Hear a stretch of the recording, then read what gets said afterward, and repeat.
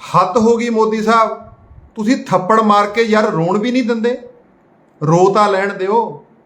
मैं बेनती करदा मोदी साहब तुहाडीआं सारीआं नीतियां नाल पूरी तरह सहमत हो जाने आ, जिहड़ी तुहाडी अग्निपथ स्कीम आई ਉਹਦੇ ਨਾਲ पूरी तरह सहमत हो जाने आ। ਤਿੰਨ ਕੰਮ ਸਾਡੀਆਂ ਤਿੰਨ ਗੱਲਾਂ ਮੰਨ ਲਓ ਤੇ ਮੈਂ ਬੇਨਤੀ ਕਰਦਾ ਸਾਰੇ ਭਰਾਵਾਂ ਨੂੰ ਜਿਹੜੇ ਨਾਲ ਜੁੜਦੇ ਹੋ, ਇਹ ਤਿੰਨ ਗੱਲਾਂ ਤੇ ਜੇ ਸਹਿਮਤ ਹੋ ਤਾਂ ਇਸ ਗੱਲ ਨੂੰ ਅੱਗੇ ਸ਼ੇਅਰ ਜ਼ਰੂਰ ਕਰਿਓ ਤੇ ਮੋਦੀ ਜੀ ਦੀ ਸਕੀਮ ਨਾਲ ਸਹਿਮਤ ਹੋ ਜਿਓ ਪੂਰੀ ਤਰ੍ਹਾਂ। ਜੇ ਤਿੰਨ ਕੰਮ ਮੋਦੀ ਸਾਹਿਬ ਕਰਨ ਨੂੰ ਤਿਆਰ ਹੋ ਜਾਂਦੇ ਆ, ਤਿੰਨ ਗੱਲਾਂ ਦੀ ਮੰਗ ਕਰਦੇ ਆ।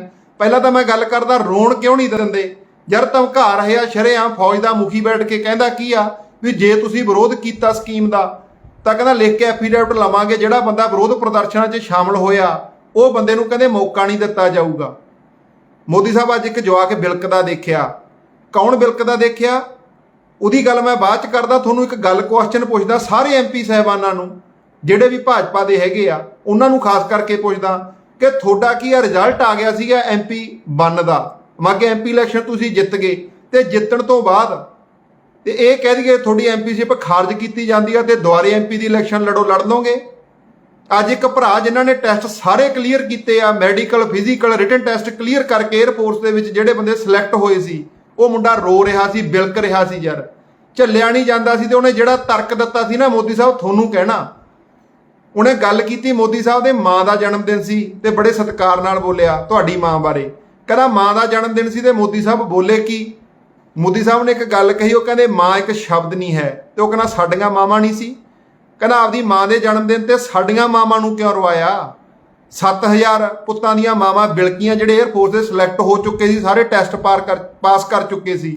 ਉਹ ਕਹਿੰਦੇ ਸਾਡਾ ਮੈਡੀਕਲ ਦੁਆਰੇ ਲੈ ਲਓ।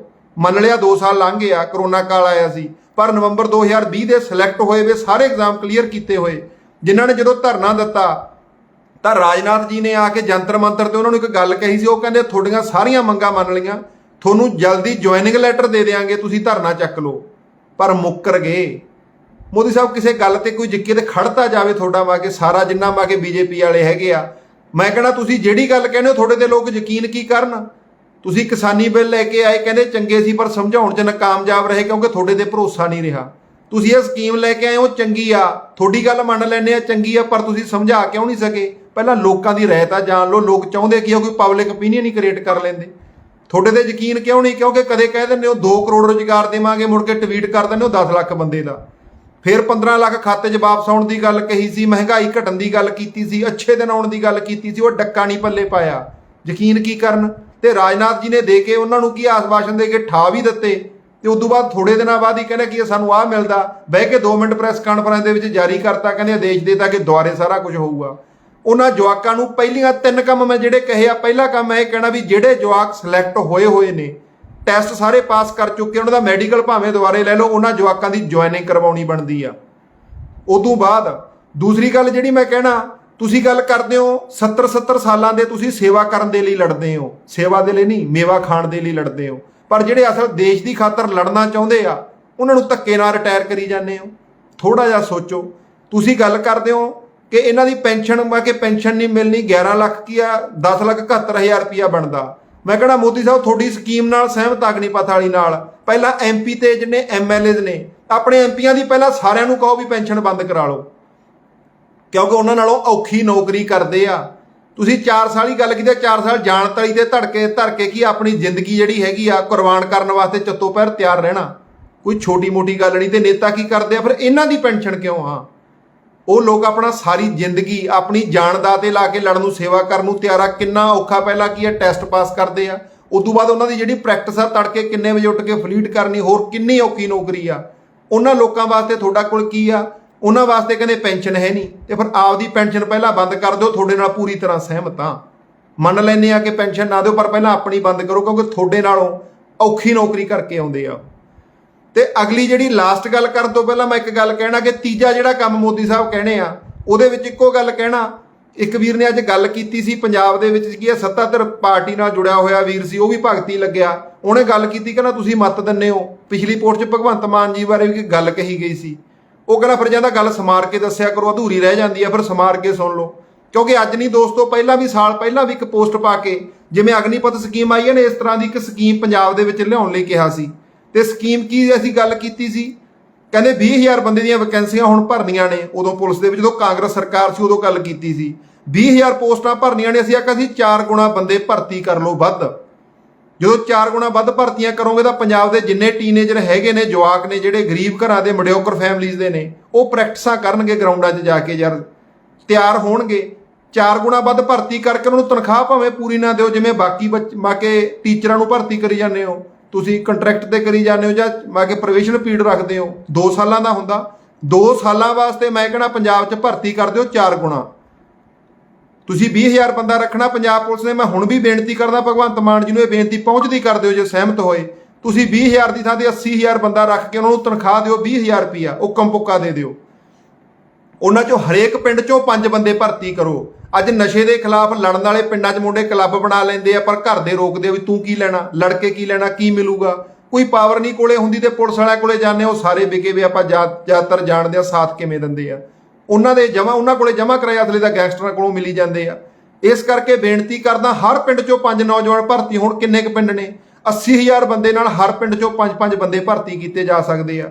20,000 ਰੁਪਏ ਉਹਨਾਂ ਨੂੰ ਪੇ ਕਰਨ ਤੇ 5 ਬੰਦੇ ਦਾ ਗਰੁੱਪ ਚੰਗੀ ਤਰ੍ਹਾਂ ਇੱਕ ਪਿੰਡ ਦੀ ਰਖਵਾਲੀ ਕਰ ਸਕਦਾ। ਚਿੱਟੇ ਦੇ ਕਹਿੰਦਾ ਮੈਂ ਸਪਲਾਈ ਬੰਦ ਕਰਨ ਵਾਸਤੇ, ਤੇ ਜਿਨ੍ਹਾਂ ਦੀ ਪਰਫਾਰਮੈਂਸ ਚੰਗੀ ਹੋ ਉਹਨਾਂ ਚੋਂ 20,000 ਬੰਦੇ ਕੱਢ ਕੇ 2 ਸਾਲਾਂ ਬਾਅਦ ਰੈਗੂਲਰ ਕਰ ਦਿਓ।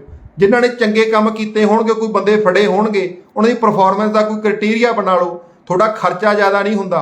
ਜੇ ਆਪਾਂ ਮੋਟਾ ਜਿਹਾ ਹਾੜਾ ਲਾ ਲਈਏ ਤਾਂ 80,000 ਬੰਦੇ ਦਾ ਦੋਸਤੋ, ਜੇ ਆਪਾਂ ਲਾ ਕੇ ਚੱਲੀਏ 20,000 ਦੇ ਹਿਸਾਬ ਦੇ ਨਾਲ 160 ਕਰੋੜ ਰੁਪਈਆ ਮਹੀਨੇ ਦਾ ਬਣਦਾ, ਤੇ 1920 ਦੇ ਕਰੋੜ ਦੇ ਕਰੀਬ ਦੋਸਤੋ ਅਮਾਊਂਟ ਬਣਦੀ ਹੈ 1 ਸਾਲ ਦੀ। ਤੇ 2 ਸਾਲ ਕੀ 1920 ਕਰੋੜ ਰੁਪਈਆ, ਵੈਸੇ ਵੀ ਤੁਹਾਡਾ ਖਰਚੇ ਦੇ ਨੇੜੇ ਤੇੜੇ ਆਉਣਾ 20,000 ਬੰਦਾ ਭਰਤੀ ਕਰਨ ਦਾ। ਠੀਕ ਹੈ ਨਾ। ਜਿਹੜੇ ਪੁਲਿਸ ਵਾਲਿਆਂ ਨੂੰ ਤਨਖਾਹ ਦਿੰਦੇ ਹੋ, ਮੁਲਾਜ਼ਮਾਂ ਨੂੰ ਨਵੇਂ ਭਰਤੀ ਕੀਤਿਆਂ ਨੂੰ ਤੁਸੀਂ ਯਾਰ ਦੇ ਦਿਓ 3 ਸਾਲਾਂ ਬਾਅਦ। ਮੈਂ ਕਹਿੰਦਾ ਵੀ 2 ਸਾਲਾਂ ਵਾਸਤੇ ਪ੍ਰੋਬੇਸ਼ਨ ਪੀਰੀਅਡ 2 ਸਾਲਾਂ ਦਾ ਰੱਖ ਦਿਓ, ਉਹਦੇ ਵਿੱਚ ਵੀ ਰੱਖ ਦਿਓ। ਤੇ ਜਿਹੜਾ ਬੰਦਾ ਚੰਗਾ ਕਰੂ, ਜਿਵੇਂ ਮੋਦੀ ਸਾਹਿਬ ਕਹਿੰਦੇ ਆ ਨਾ, ਉਹਨਾਂ ਨੇ ਗੱਲ ਕੀਤੀ ਆ ਕਿ ਉਹਨਾਂ ਦੇ ਵਿੱਚੋਂ 25% ਬੰਦਿਆਂ ਦੀ ਪਹਿਲਾਂ ਗੱਲ ਕਹੀ ਗਈ ਸੀ, ਕਹਿੰਦੇ ਗਾਹਾਂ ਰੈਗੂਲਰ 17 ਸਾਲ ਚੱਲਣਗੇ ਤੇ ਬਾਕੀ ਬੰਦੇ ਰਿਟਾਇਰ ਹੋ ਜਾਣਗੇ। ਤੇ ਮੋਦੀ ਸਾਹਿਬ ਤੀਜਾ ਕੰਮ ਤੁਹਾਡੇ ਵਾਸਤੇ ਵੀ ਉਹੀ ਕਹਿਣਾ ਜਿਹੜਾ ਪਹਿਲਾਂ ਵੀ ਅਸੀਂ 2 ਸਾਲ ਪਹਿਲਾਂ ਇਹ ਗੱਲ ਕਹੀ ਸੀ। ਇਹੀ ਸਕੀਮ ਦੇ ਨਾਲ ਕੋਰਿਲੇਟ ਕਰਦੀ ਇੱਕ ਗੱਲ ਕੀ ਆ ਦੱਸੀ, ਮੈਂ ਅੱਗੇ ਸਾਂਝੀ ਕੀਤੀ ਸੀ। ਤੇ ਮੋਦੀ ਸਾਹਿਬ ਹਰ ਸਾਲ ਨਾ 70,000 ਬੰਦੇ ਫੌਜ 'ਚ ਭਰਤੀ ਕੀਤੇ ਜਾਂਦੇ ਸੀ, 70,000 ਬੰਦੇ। ਤੇ ਮੈਂ ਕਹਿੰਦਾ ਤੁਸੀਂ ਐਂ ਕਰੋ 25% ਬੰਦਿਆਂ ਨੂੰ ਰੈਗੂਲਰ ਕਰ ਦਿਓ। ਤੁਹਾਡੀ ਗੱਲ ਨਾਲ ਸਹਿਮਤ ਆ, ਪਰ ਬੰਦੇ 4 ਗੁਣਾ ਰੱਖ ਲਓ। 4 ਗੁਣਾ ਦੇ ਹਿਸਾਬ ਨਾਲ ਕਿੰਨਾ, ਮੈਂ ਗੱਲ ਦੋਸਤੋ ਪਾਉਂਦੇ ਆ 2,80,000 ਬੰਦੇ ਦੀ ਹਰ ਸਾਲ ਭਰਤੀ ਕਰੋ। ਉਹਨਾਂ ਦੇ ਵਿੱਚੋਂ ਤੁਸੀਂ ਕੀ ਜਿਵੇਂ ਪਹਿਲਾਂ ਕੀ ਰੈਗੂਲਰ ਕੀਤੇ ਜਾਂਦੇ ਸੀ ਉਹਨੇ ਬੰਦੇ ਰੈਗੂਲਰ ਕਰ ਦਿਓ।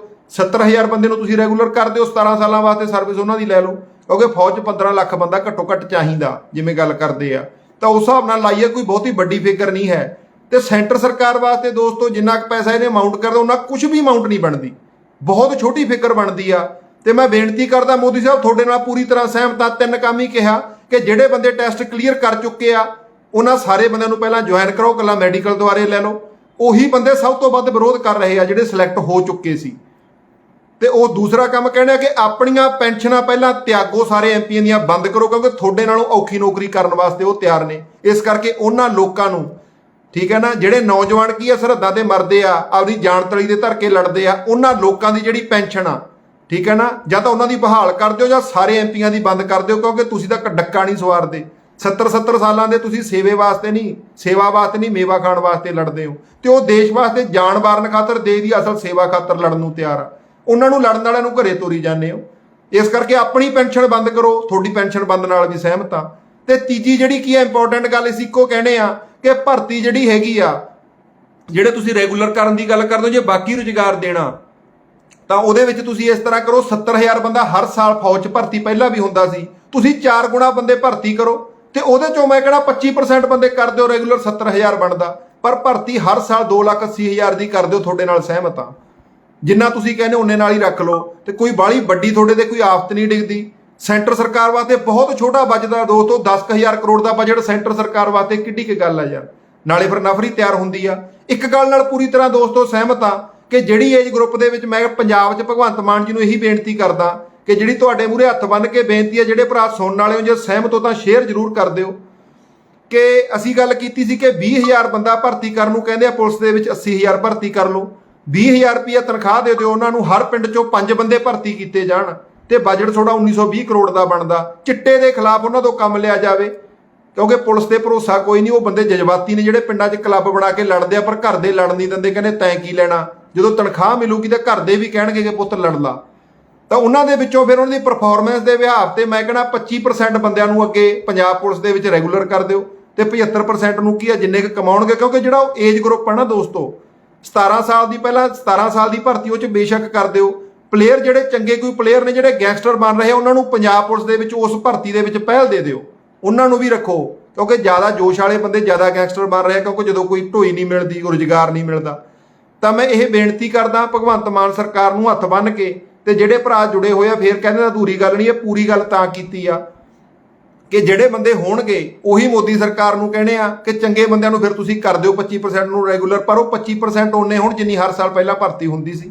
ਤੇ ਪੰਜਾਬ ਪੁਲਿਸ 'ਚ ਜਿਹੜੇ 20,000 ਬੰਦੇ ਦੀ ਕਹਿੰਦੇ ਆ ਕਿ ਭਰਤੀ ਕਰਨੀ ਆ, ਉਹਦੇ ਵਾਸਤੇ ਕਹਿਣੇ ਆ ਕਿ 3 ਗੁਣਾ ਬੰਦੇ ਮਾਗੇ ਭਰਤੀ ਕਰਕੇ, ਨਾਲੇ ਦਾ ਚਿੱਟਾ ਬੰਦ ਹੁੰਦਾ, ਦੋਸਤੋ ਸਪਲਾਈ ਪੂਰੀ ਤਰ੍ਹਾਂ ਬੰਦ ਹੋ ਜਾਣੀ ਆ। ਕੋਈ ਔਖਾ ਕੰਮ ਨਹੀਂ ਹੈ ਇਹ।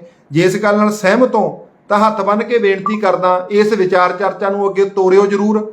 ਤੇ ਸੈਂਟਰ ਸਰਕਾਰ ਦਾ ਬਜਟ ਤਾਂ ਕੁਝ ਵੀ ਨਹੀਂ ਬਣਦਾ, 10,000 ਕਰੋੜ ਉਹਨਾਂ ਵਾਸਤੇ ਅਮਾਊਂਟ ਹੀ ਕੁਝ ਨਹੀਂ, ਠੀਕ ਹੈ ਨਾ। ਜੇ ਮੋਟਾ ਜਿਹਾ ਹਿਸਾਬ ਲਾਈਏ ਤੇ ਇਸ ਹਿਸਾਬ ਨਾਲ ਜੇ ਕਹੀਏ ਤਾਂ ਸੈਂਟਰ ਸਰਕਾਰ ਮੋਦੀ ਦੇ ਸਾਰੇ ਕੰਮਾਂ ਨਾਲ ਸਹਿਮਤ ਹੈ। 3 ਗੱਲਾਂ ਤੇ ਜੇ ਤੁਸੀਂ ਵੀ ਮੰਨਦੇ ਹੋ ਕਿ ਇਹ ਗੱਲਾਂ ਤੇ ਸਹਿਮਤ ਹੋ ਕੇ ਅਸੀਂ ਉਸ ਨਾਲ ਕੀ ਹੈ ਚੱਲ ਸਕਦੇ ਹਾਂ, ਤਾਂ ਇਸ ਗੱਲ ਨੂੰ ਆਵਾਜ਼ ਨੂੰ ਅੱਗੇ ਪਹੁੰਚਾਇਓ ਜ਼ਰੂਰ।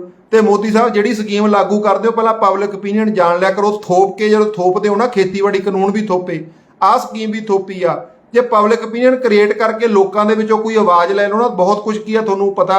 ਮੈਂ ਕਿ ਜਿਹੜੇ ਲੋਕ, ਮੈਂ ਨਹੀਂ ਕਹਿੰਦਾ ਅਸੀਂ ਬਾਹਲੇ ਸਿਆਣੇ ਆ, ਤੁਸੀਂ ਵੱਡੇ ਦਿਮਾਗਾਂ ਵਾਲੇ ਹੋ, ਪਰ ਤੁਸੀਂ ਹਮੇਸ਼ਾ ਡਿਕਟੇਟਰ, ਜਦੋਂ ਦਿਮਾਗ 'ਚ ਡਿਕਟੇਟਰਸ਼ਿਪ ਹੋਵੇ ਨਾ, ਸਹੀ ਫੈਸਲੇ ਨਹੀਂ ਲਏ ਜਾਂਦੇ। ਲੋਕਾਂ ਦੀ ਰਾਏ ਜ਼ਰੂਰ ਲਈ ਜਾਵੇ।